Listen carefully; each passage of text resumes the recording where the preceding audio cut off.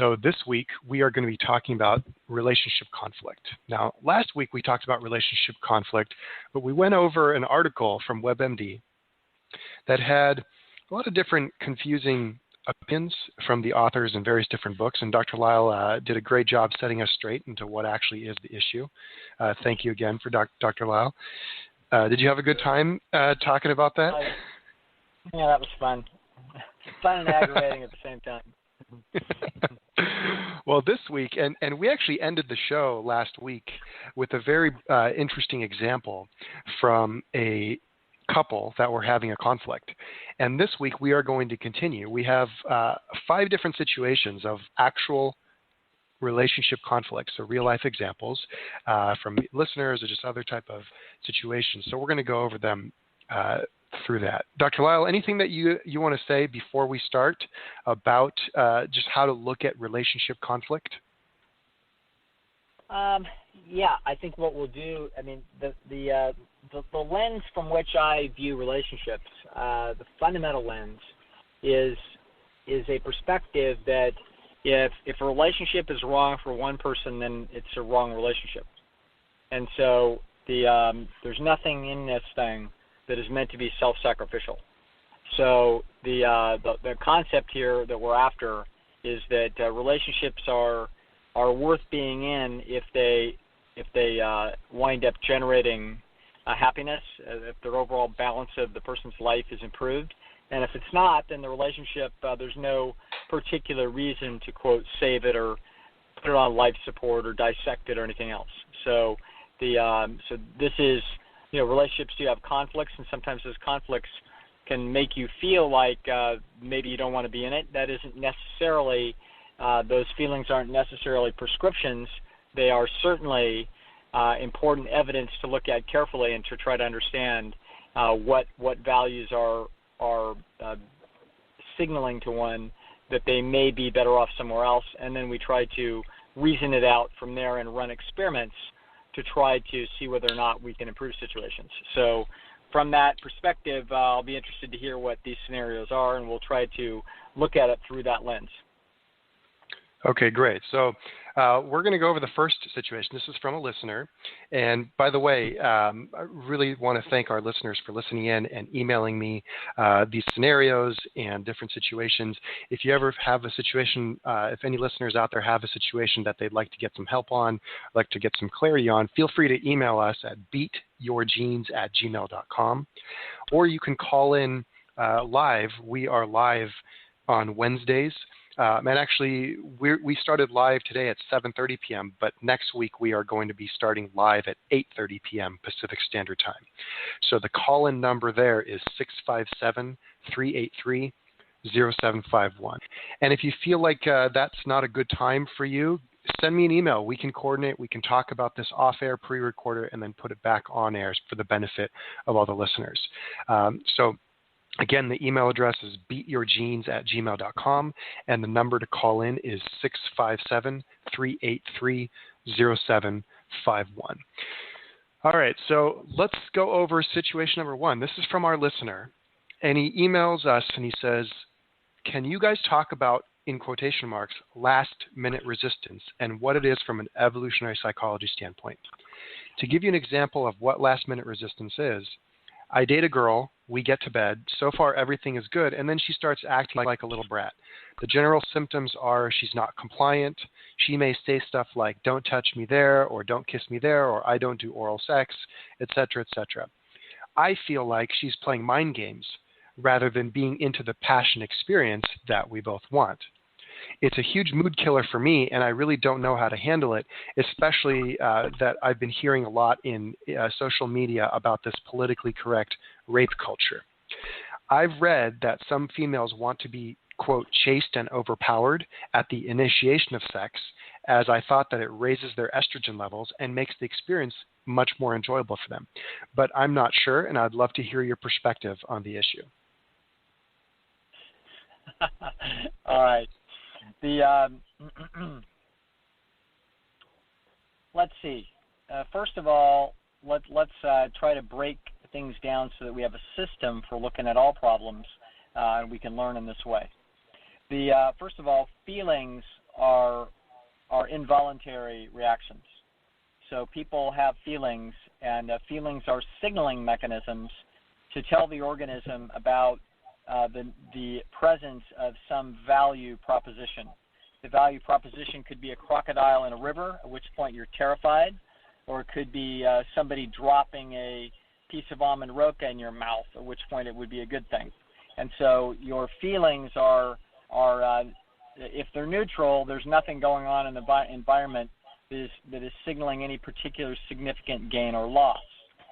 So if we have a young woman about to the presence of some value proposition, the value proposition could be a crocodile in a river, at which point you're terrified, or it could be somebody dropping a piece of almond roca in your mouth, at which point it would be a good thing.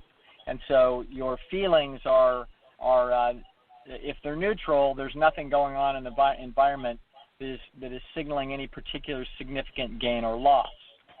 So if we have a young woman about to engage in a sex act, and a sex act is by its very nature a high value proposition. It's either a very positive value proposition or it's a very negative value proposition.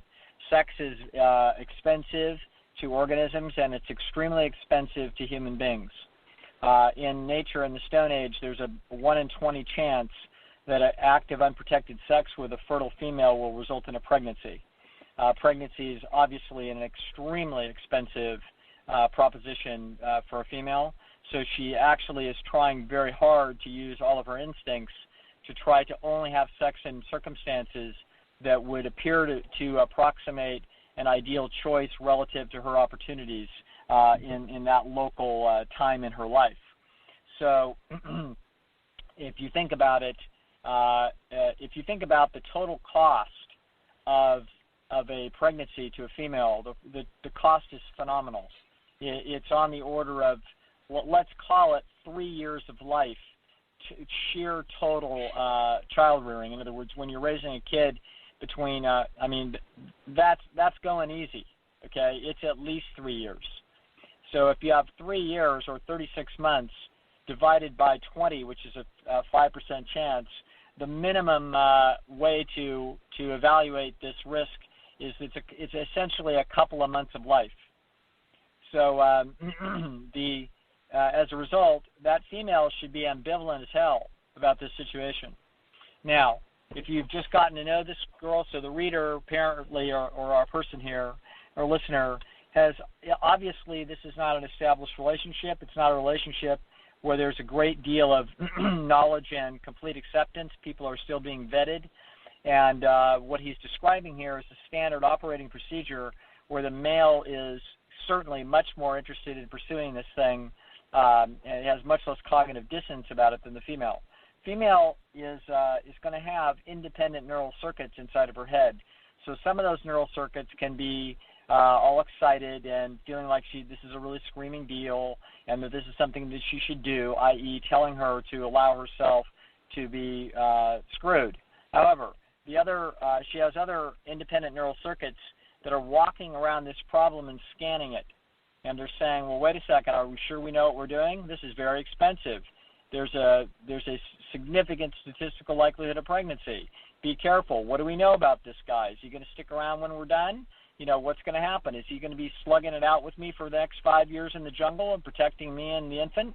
How well do I know him? Et cetera, et cetera. Okay, so we would expect that the female would be vastly more ambivalent about this situation at the same point in time early in a relationship as the male. Now, these things can change. So there are people who are going to have relationships where the woman's much more into it than the male. But that's not likely to be the case early. It's much more likely to be the case later, as the female may be putting up with signals that the male's not that interested, or for God forbid, the female actually may have higher libido than the male. Usually that isn't the case. Usually the case is that the females can be trying to hold on to relationships by essentially trying to generate sexual activity, all kinds of reasons, and females also like sex. So as a result, there's all kinds of reasons why later in a relationship, it could be turned around upside down. But we're talking about early, and we're not talking about normal, I'm not that hot on it, I'm tired, I'm not that excited, I'm not that into it. No, that's not what we're talking about. We're talking about a clearly defend the eggs reaction that's taking place out of the female. Now, the listener is saying, well, wait a second, is this some gamey thing where the girl is trying to somehow wants to be dominated? Okay, that's an extremely flattering, self-flattering, and I'm not blaming this guy. That's an extremely flattering male analysis of this female ambivalence. And I think it's very likely to almost always be incorrect. Now, there will be a situation where females early in a relationship, very early, when there's sexual play going on early, they may want to wrestle with the male a little bit. And that is a different issue. They want to wrestle with them because they're trying to check the male's strength relative to their own. And they want to see that the male is substantially stronger than they are. So they're usually giggling and they're having fun, and they may even be a little bit angry because it's a little wrestling match, and they may feel like the male gets a little rough on them. You know what I'm saying? But this is all part of a gene-checking process that's going on with the female. So she's checking his testosterone levels versus hers, and so she's checking also how rough does he play, etc., what's his temperament. There's a lot of checking that's going on. That is not the same thing as what he's talking about. He's talking about some petulance, some legitimate discomfort, some egg guarding behavior, etc. This is not female game playing. This is females having independent neural circuits saying, wait a minute, this is pretty quick, okay? I got some neural circuits that are saying go ahead, and I've got other neural circuits saying, wait a minute, this is pretty expensive. And so that's actually what he's seeing, and those of us that take it slow with females never see this behavior, okay? So I have not personally. I'm 57, 56. God, I don't know why I aged myself one extra. And I'm staring at 57. That's going to happen pretty soon. But I have not had that kind of reaction out of a female since I was 16, okay? So it's been 40 years of a life with various and sundry females, and I have never had the situation that he's referring to. So that tells me it's not females, it's him, and it's because he's doing the standard behavior, which is pushing the male agenda as fast as you can, basically, and he's hitting some resistance, and that's what we're seeing. Yeah, I was kind of looking into this last-minute resistance that he talked about, and I remembered where I had seen it before. And a few years ago, I think after hearing a little bit about this book called The Game with Neil Strauss, and he wrote this book about pickup artists. And basically, we've talked about this on the show before, which is, all these little tips and tricks that he wrote about are, if we look at it from a biological standpoint, it's basically how to bluff a female. And that's where that last-minute resistance came into play. And there was these hilarious little tricks and things like that. That who the hell knows if they work or not. But it was very very interesting to see how it's exactly what you were talking about. Is that the purpose of those bluffs is to get the female into bed as quick as possible. And that is a casual mating strategy as opposed to a long-term pair bond. So what you're saying is that when the female can sniff that there's more casual strategy behind it rather than pair bond, little alarm bells go off and say, wait a second, we got to check it. That's exactly what's happening. That's correct. Okay, wonderful. All right. Well, let's move on to number 2. I think this is great. And I also had a question with his question too. Is it sounds just from the way he's describing the politically correct rape culture, he's probably in college or just out of college.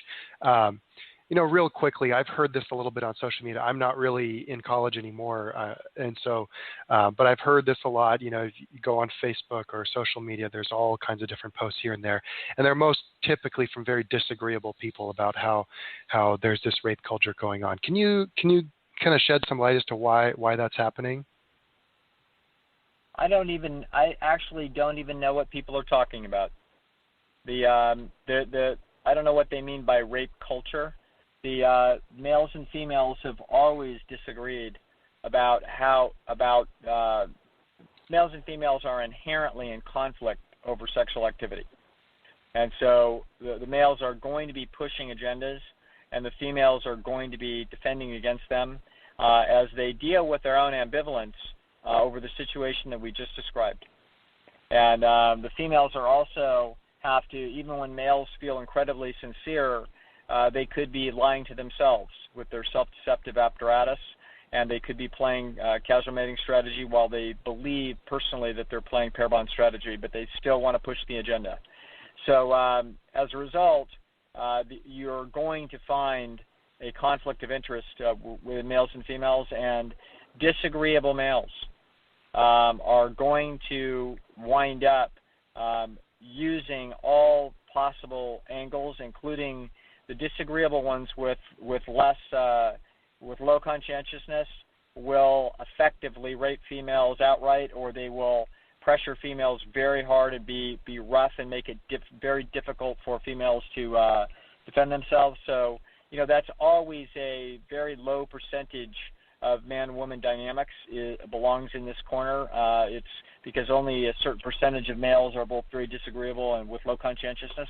However, it's there, and so and as a result, over the last 50 years, there's been increased sensitivity to the dilemma that women face behind this issue, and the blame that they have historically taken for these things happening, and the hot under the collar males that will essentially disagreeable entitlement males that will believe that because they were flirted with and led on and played with, that then the female asked for it, which is of course ridiculous, and so all of this is part and parcel of the fact that we're animals, and we only are so domesticated, and some of our species are considerably less domesticated than the rest of us, and so there's going to be a few percent of males, not high, but there's a few percent of males that are dangerous in this regard,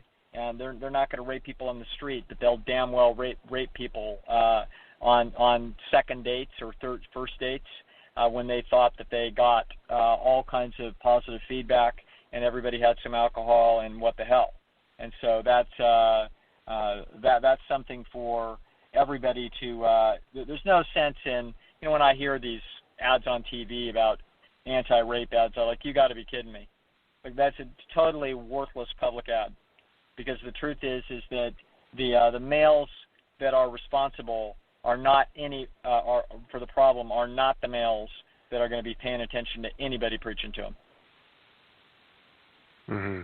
Yeah, that's a good point. It's kind of like making laws against crimes. The people on the fence are going to follow the laws, or at least the people on one side are going to follow the laws even if the laws aren't there, and the ones who are going to break the law are going to break it no matter what the law is. So. Yeah, this is kind of like peace marches. It's like, wow, you think people giving speeches at peace marches? It's like, who on earth? You think that anybody that is going to be responsible for dropping a nuke anywhere is listening to that speech? The answer is absolutely not. Okay? And so be smart, girls, and don't put yourself in vulnerable positions with disagreeable shitheads. Very good. Situation number two.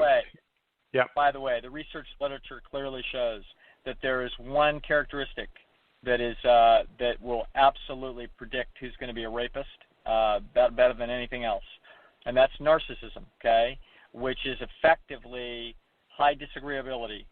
That is what that is, and if you add a little emotional instability to this, so if a guy's a little volatile, there's disagreeable guys out there, but they're steady enough, and they may be high conscientious. That's just a real tough lawyer. And they're not going to rape anybody. But when you lower the conscientiousness to people that are, quote, really a real bad boy, not just a bad boy, kind of a prosecutor at the DA's office, and he's a tough guy. No, that guy, if he's an upstanding lawyer, he's a tough guy, but he's he will defend you and he'll do the right thing. I'm talking about a real bad boy, okay, that has a little sociopathic streak in there, and if you're attracted to that and that volatility and that dominance, you are asking yourself to get into trouble, and that's that narcissism that you must pay attention to, because those are the dangerous ones. Okay. And if anybody wants to hear more about these different personality characteristics that Dr. Lisle just mentioned, we have a couple of podcasts back. It's called Understanding Your Personality. And we go over in better detail what does disagreeable mean and what is conscientiousness and all those different bell curves. Okay, so let's go over the second situation. So this is from a woman. She said, my lease is ending soon, and I've asked my best friend, Joe, who's a 30-year-old male, to move in with me. We've been close for about 4 years, and I think we should get along very well as roommates. Before asking Joe to move in, I had a discussion about it with my boyfriend of 1.5 years. Now, I think my boyfriend is awesome, and I don't want to do anything to jeopardize the relationship we're building. And in the interest of full disclosure, I confessed that Joe and I, the guy I'm moving in with, kissed a few years ago, but that was it. I have no romantic interest in Joe, and ultimately my boyfriend was supportive and said he was okay with Joe moving in. But since then, my family, led by my father, has intervened and said that this is a terrible idea, and if Joe moves in, I should consider my relationship with my boyfriend over.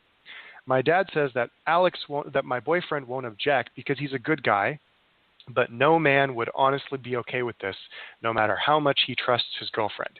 He says, I'm putting myself in a position where things can go wrong. Now, my family doesn't usually comment on my relationships, so this is why I'm taking their advice very seriously. I told Alex what they said, but he brushed it off and said he really doesn't mind. I intend to talk things out with my boyfriend again later this week and probably show him this information. Is my dad right? Or is my boyfriend just playing cool by not objecting? And should I tell my friend that he can't move in? And is it possible that my boyfriend is actually okay with Joe moving in? All right. This is the correct way to view this is to not be Dr. Laura and feel like you know everything and that we are going to preach from the Bible. The way to look at this is statistical. So if we're going to try to figure out what the right decisions are in life, what you want to do is you want to be on the right side of statistics. You want to play smart.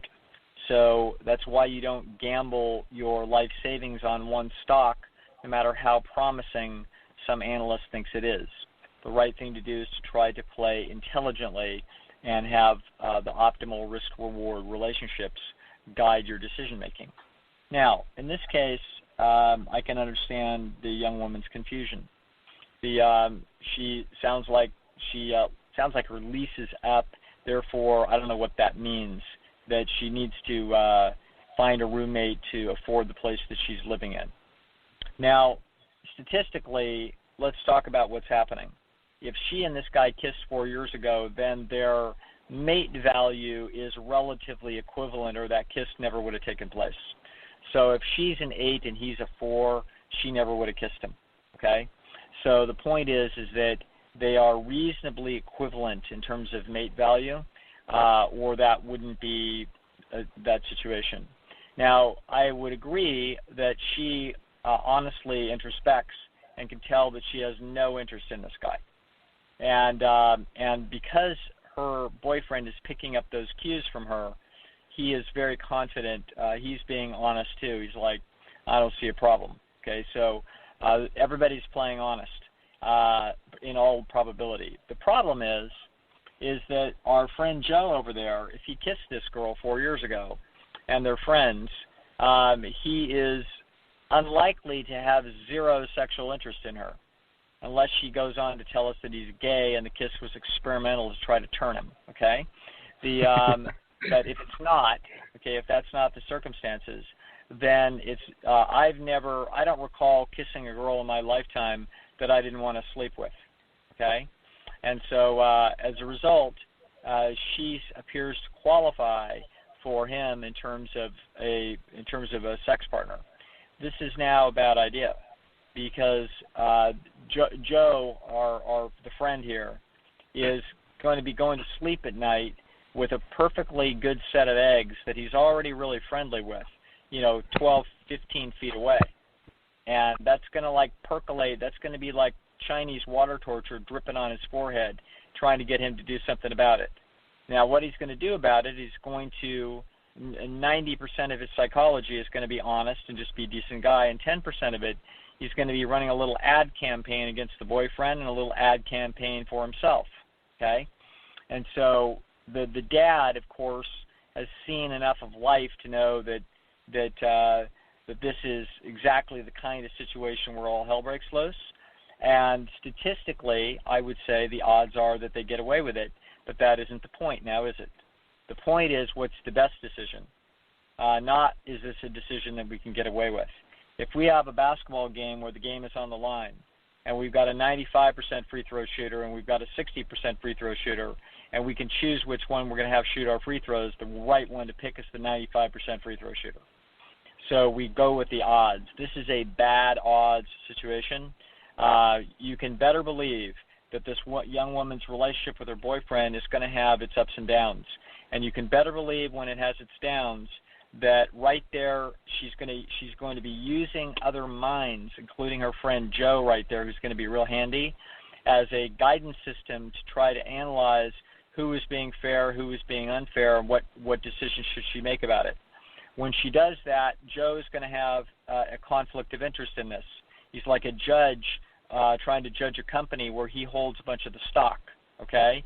So he's not going to recuse himself from this. His Stone Age brain is going to say, oh, I'll be all sympathetic and all, son of a gun. It just so happens that he sees things her way in this conflict, and it sees that it helps drive a wedge between her and her boyfriend, and lo and behold, a year from now, she and the boyfriend are broken up, and then lo and behold, on the rebound, there's Joe.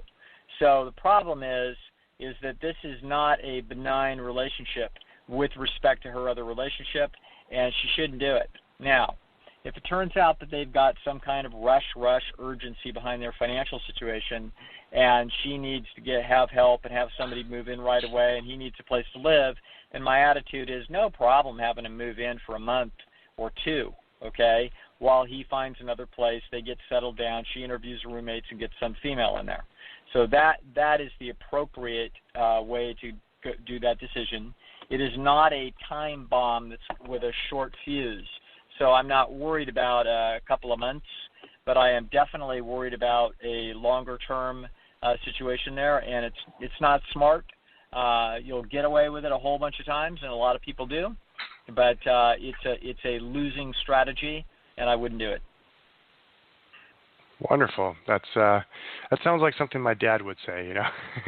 I've seen something similar with my sisters. But okay, situation number 3. Okay, situation number 3. This is from a man. My wife and I met in our early 20s. Now, we used to be so happy and attracted to each other. We would be active, go for walks, play tennis, etc. She's always had a couple extra pounds, probably putting her in the middle of overweight on the BMI chart. Now, I've always found her very attractive, and she never looked big to me. I have an athletic body type, and I put in a lot of effort to keep it that way. But she's also struggled with depression and anxiety her whole life. But since our child, who's 5, was born, she's been a totally different person. Her depression's out of control. She'll rarely leave the house unless it's with me or another person. She's seeing doctors, taking medications for this, but it still continues. Now, the problem is she's gained at least 100 pounds, mainly from not eating all day, then loading up on whatever convenient junk food or takeout food is around. She also won't get off the couch even if the house is burning down and the fire hasn't quite made it there yet. Our kid goes to daycare 3 times a week, and as soon as I come home from work, I'm the one playing with the kid, picking him up, taking out dinner, picking up takeout dinner, and taking care of the dog and trying to clean up the mess of a house she leaves. She's starting to get these constant aches and pains in her joints due to all of her extra weight, which causes her to be even more lazy and couch-ridden. To top this all off, at around, say, 10 o'clock at night, she'll ask me to grab her a soda or whatever the next time I get up. and gets pissed at me when I fall asleep on the couch and I don't get what she asked for. I'm thinking, get up and get it yourself. Yeah, I've said this to her, and it usually just makes her even more mad. There are also some major other issues that have popped up over the years. For example, she hasn't been able to hold down a job, which puts incredible strain on our finances. I just don't know what I should do. There are times when I just want to break it off, but I think of our child, and my heart just breaks, and that's where those thoughts end. Don't get me wrong, it's not all misery, and we do have some really great days where she seems fine and all is well, but it seems like the next bad week or month is just looming around the corner. What do I do? Well, that sounds like, it doesn't sound like a true story, and it sounds like a lot of this is contrived, but in the, there's a caricature of the relationship here. Any guy that's in a situation where the woman is just dysfunctional shouldn't be thinking a little bit about leaving. It should be on his head 24/7. And what we really have is what's being described here is an extremely dysfunctional woman. And if this is in fact a real live listener with a real live problem, then I'm going to suggest that the relationship is not the issue here. The issue is that this woman is in pretty bad shape psychologically. And so you cannot really have much of a relationship with someone who is in incredible trouble. So what's being described here, a lot of people would say, oh, this is postpartum depression and so forth, but really this is all nonsense. The truth of the matter is that this is a person in real trouble. And this didn't happen in a vacuum. So I am not sure what all the circumstances are. Anybody that's now 100 pounds overweight and is 30 years old and can't hold down a job and is on a bunch of psychiatric medications, which, by the way, are big trouble. And so if anyone is interested, they should read a book called Anatomy of an Epidemic by Robert Whitaker. And if my wife was in this kind of mess, that would be the first book that I would read, so that I would come to understand how problematic the psychiatric medications are, and they could drive and basically keep a person in a tar pit. It's very hard for them to get out of. So human beings by nature are not this miserable. And so if they are this miserable, there's a reason. And so this person, this gal needs some decent cognitive behavioral therapy. She needs to be off of her psychiatric medications, but that has to take place slowly and very very intelligently with guidance. And she needs to put her life back together. And this person, our guy here, needs to understand that this is what needs to happen. And so hopefully they have health insurance if he has a job. And so she will be able to get cognitive behavioral therapy, which is going to be the best therapeutic style that's going to be the most helpful for her in all probability. And this woman we need to see if this woman can dig her way out of what is in fact a very deep hole. Okay, and she should be able to. We should definitely the next year it should be quite possible for this woman to turn her life around. Now, when that happens, we'll see what kind of relationship this looks like at the end of it. But for right now, I wouldn't be evaluating the relationship per se. I would be considering this to be a 5-star emergency for this individual person. And if no moves can be made, she won't take any initiative to follow a path that is paved in front of her for help. If she winds up being just, like I said, a caricature of negativity and no motivation, then of course a person has to consider leaving that relationship. And you don't worry too much about the impact on children. Your job as a parent, if you break up a relationship, is to be very kind and supportive and as stable as possible to everybody involved. And children adapt quite well to that scenario if that's the way that we have to go. Okay. Well, very interesting. Yeah. I was looking at this lens, of course, not a professional, thinking like, all right, this guy's just in a bad situation, let's get it out. But this is a really interesting perspective that she's the one that's actually dealing with this really sad emergency. Yes, she's living a life that's at 5 percentile relative to her potential. We don't know why, and she clearly needs some expert guidance to take her by the hand and lead her out of a maze. And that's what needs to be done. Okay.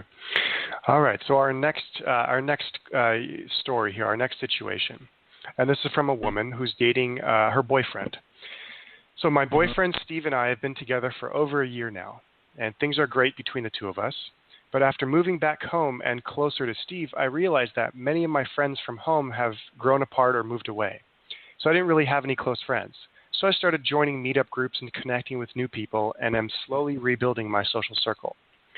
And whenever my friends and I go out, I always invite my boyfriend. However, he seems reluctant to join us or annoyed by these new friends. Now, they're all really nice people, so there's no reason to be annoyed with them. It's really upsetting because I constantly try to include him, and he couldn't care less about hanging out with all of us. Now, Steve, my boyfriend, is a part of a club for sports leagues, and he frequently goes out with friends of this group, both male and female. But I'm never invited. I get that my boyfriend and girlfriend should have lives outside of each other, but I feel like it's a slap in the face that I continue to invite him out, and I have yet to meet his friends from this social group. Should I bring it to his attention that I would like to be invited, at least once, so I can meet these people, or should I just drop it and stop inviting him out? Yeah, well, we begin with the first sentence that says something like, things are great between my boyfriend and I can say that is clearly not the case. They're not even close to great. So this is the first thing that we check before we leap to the inference that he is essentially stringing her along, not that interested in her, and this is a short to intermediate mating strategy for him, but he fundamentally doesn't care that much about the human because that's how he's behaving. This is, before we leap to that conclusion, there is one thing that we should check, and that is we should definitely integrate ourselves with his sports people. And we want to be very integrated with those sports people. So we want to make sure that everybody there knows her, and that they know that they're a couple, and that there are public displays of affection between the two of them while they're at their sports things, etc. Now, if she's never been invited, generally sports are a place where males are very interested in displaying to females whom they're attracted to. So the dynamics of the world are some guy that plays softball with his buddies would love to have his girlfriend come watch. It's the girlfriend thinking, I don't want to go watch your stupid softball game. I'm not interested. Okay, so this is not what I'm hearing. I'm hearing that he is essentially hiding her as a mate, and he doesn't seem to really care about that she goes and does things on her own, which means that he is not interested in guarding her as a mate. So he is essentially shielding his social group from the fact that he has a mate, and he is not caring if she is in fact meeting up with a new social group where he can't keep track of her. So this looks to me like a guy who's not that invested, and my alarm bells are way going off in terms of her power in this relationship. So the advice is that quit worrying about your own little social group and his reaction to that. Maybe he's just introverted and disagreeable, and therefore he can only hang with the people that he already knows. So we will give him a break and say that that's all that is. And then we're going to, however, insist that you get very integrated with his sports people. And we're going to do that for several months. And if he gives you pushback about this, then you are learning something tremendous about his interest in this relationship. In other words, if he pushes back on you becoming integrated with these sports people, this is an indictment of his interest in you. and you should get out. Now, and this would, I'm curious if your advice would be similar. I mean, if they had been together for a shorter period of time. For instance, like they've been together for over a year, whereas at Yes. what point do you recommend that starts to happen, the integration of the social circle? Is it 3 months, 6 months, you know? Yeah, I would say this, that it's fair for a guy to be careful with everybody's feelings about this, and to have a relationship be relatively private for a few weeks. Now most guys are not really that way. So most guys are very interested if they're proud of the girl and they think they're in love with her. They're fine showing the world that this is their girl. They want to be seen with this girl. However, there are a few people, myself included, that actually want to have the dynamics of a relationship out from the scrutiny and the feedback of family and friends. In other words, I don't want to hear anybody's opinion about anything. I want to quietly get to know somebody, and I don't want to have anybody pushing at my psychology about this.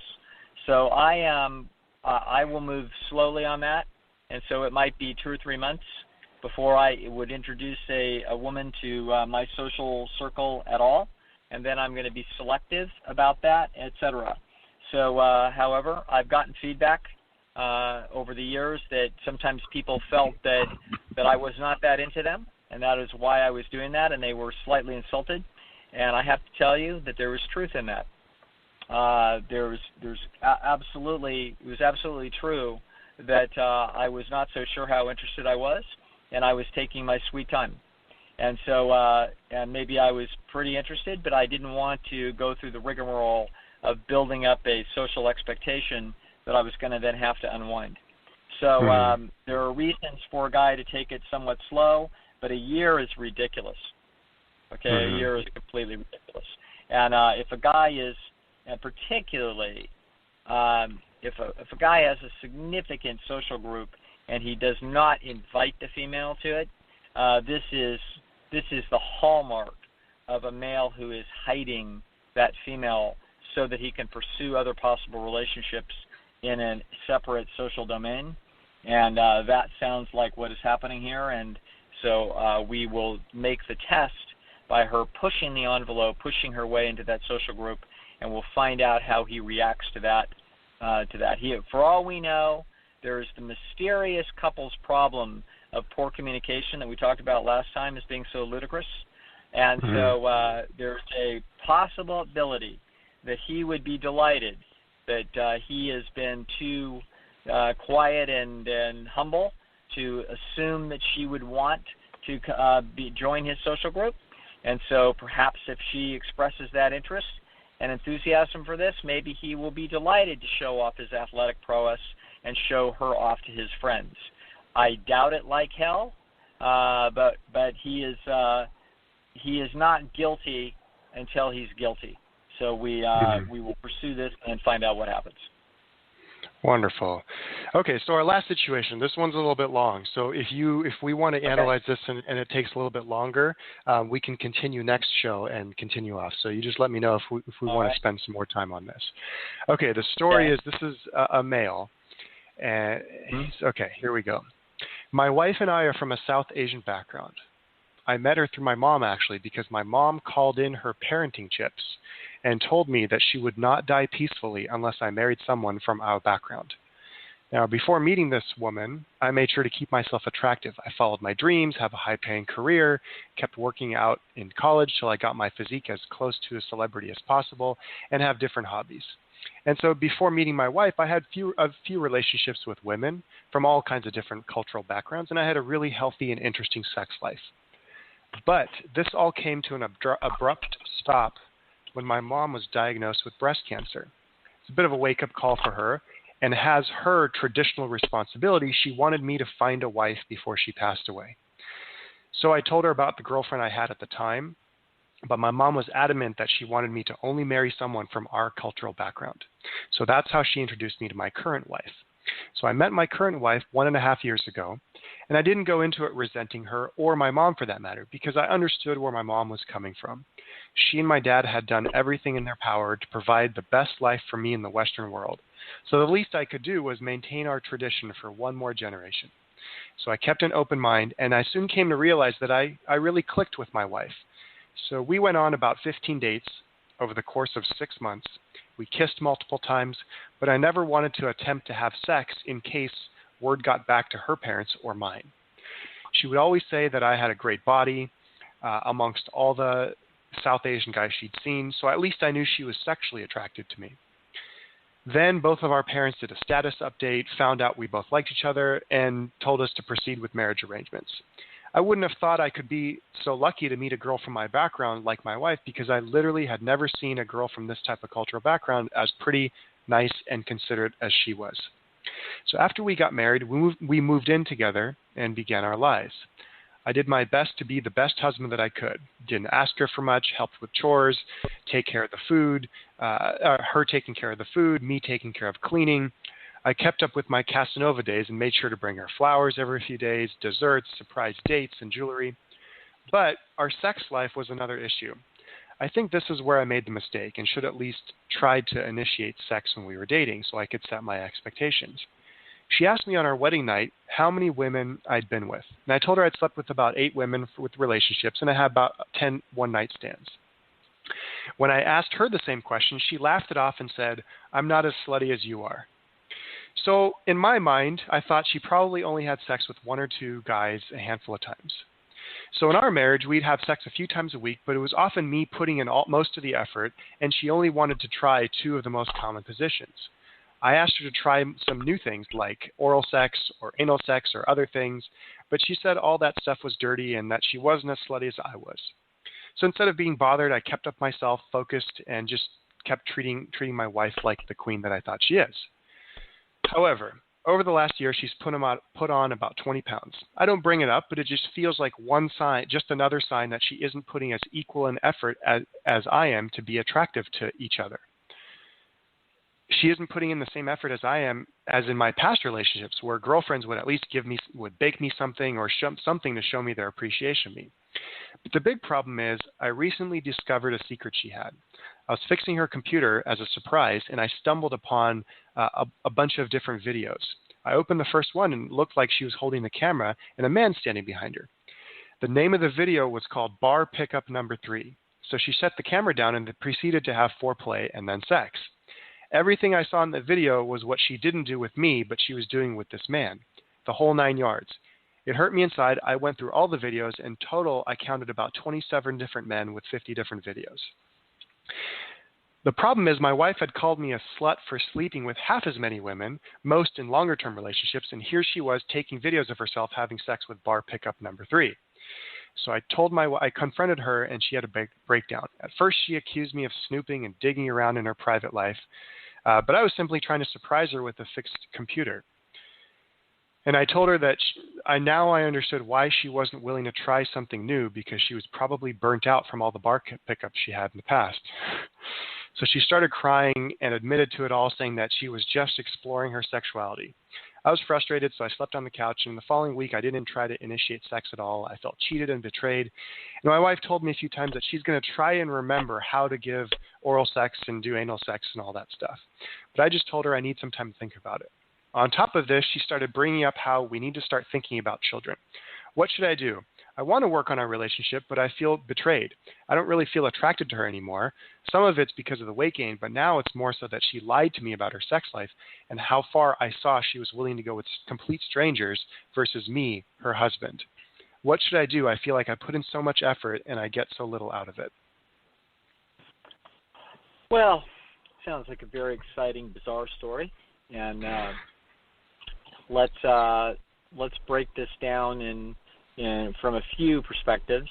The first perspective is that this is a very funny-looking relationship, and it doesn't line up with the human potential of what I call romantic love. It's not even close, and it's no surprise really, since these people met under these haywire, constrained cultural expectation circumstances. And this reminds me of a lot of your very lot of cultures are very backwards with respect to human freedom, and they're very backwards financially, for example. And so the backwards, the horrendous financial circumstances that much of the world has faced wind up reflecting the high expense, biological expense of sexuality that I referred to earlier. And they have made for essentially people saying, look, life is really rough, and so what we're going to do is we're going to try to organize it for you because you're too young and stupid to know what you're doing. And so we're going to try to make sure that everybody's got enough money, and that will grease the wheels of life as best as possible as we're going to, as a family, dictate how you're going to reproduce your genes. So the first mistake is that this guy listened to his mother. So if you listen to your mother and take advice from your mother on anything about marriage, you're asking for trouble. So he got trouble. Yeah, so he got all kinds of trouble. So apparently he goes and marries this girl after, a few months courtship, but we get married for God's sake instead of spending, it sounds like he's probably in his 20s or so. So instead of spending 2 or 3 years with the gal and having a romantic relationship with her and having sex with her for a couple, 3 years and deciding, and then at that point, folks, you don't get married, you find out if you are. Marriage, if it's worth anything, is psychological. It's got nothing to do with the government.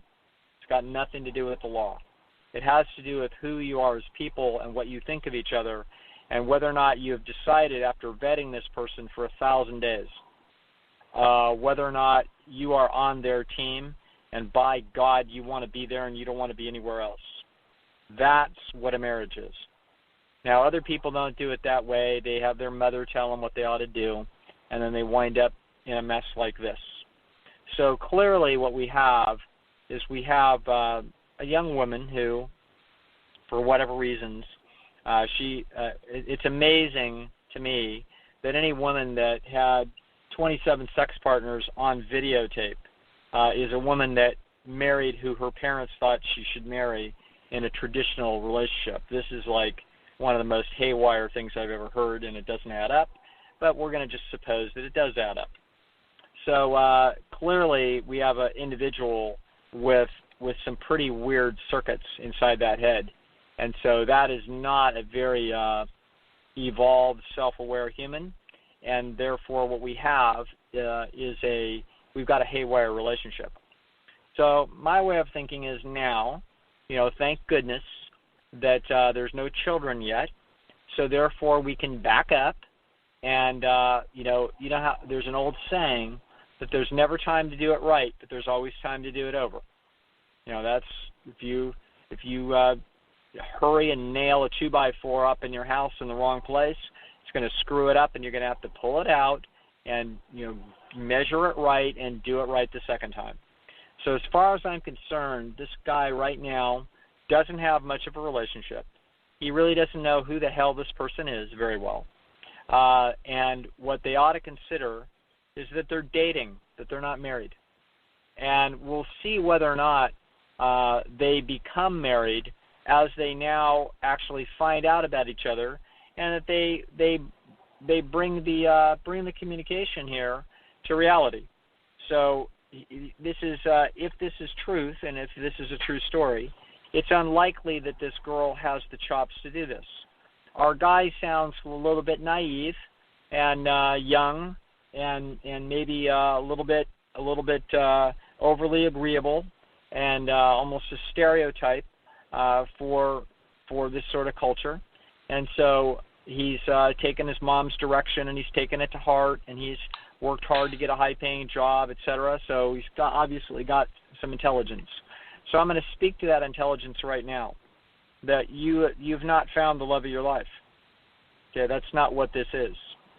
And it would be a cruel thing to do to both of you, to pretend that this is true just because parents watched you go through a wedding ceremony. Okay? probably the right thing to do is to get divorced, and then find out whether you feel like dating each other, because you just can't keep away from each other. Okay? People that are married, you can put wars in between them. You can have bombs going off. You can have tragedies in the middle, and great problems and great losses, and it will not keep them from each other, because they know they're married. Okay? That they are the best of friends, and that they're attracted to each other, and they don't want to be with anybody else. Okay? So this is not what this is. This is not even close to what this is. So now I'll get real as opposed to cheeky, and I'll tell you what you do. I'd quit having sex with her. I wouldn't have sex with her again. Nobody's going to die of a lack of sexual activity.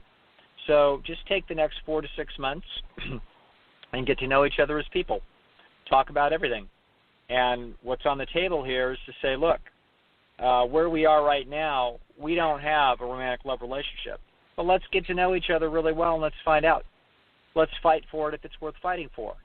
And if it's not worth fighting for, if people aren't really motivated to really step up and communicate about who they are and what they really want in life and give it their very best to try to earn it, then we're done. And we should get divorced.